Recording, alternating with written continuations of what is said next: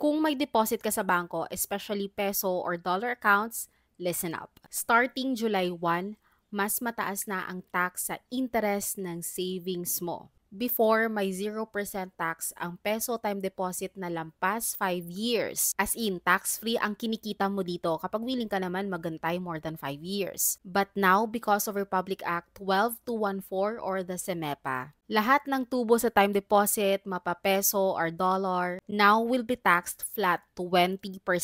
Yes, kahit gaano pa katagal yan. For example, before kay Union Bank, for more than 5 years, walang tax. 5% naman kung 4 to 5 years, 12 kung 3 to 4 years, and 20% in less than 3 years. But now, starting July 1, no exemptions, talagang 20% na flat rate. Well, the good news on the other side, kung existing na ang deposit mo before July 1, hindi ka affected. Yung old tax system pa rin ang susundin hanggang sa maturity rate. At kung may valid tax exemption from BIR, still you are tax-free.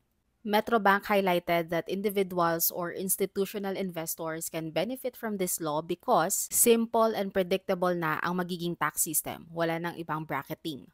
I mean, tax is okay if we know where our taxes go. 'Di ba? So, kung nagpaplano ka mag-time deposit for long-term saving, take note na medyo mas mababa na ang kikitain mo because of the new tax system. And if this law affects you big time, I suggest i-review mo ang mga investments mo. Maybe time to look for other options like mutual funds, MP2 for medium to long-term savings.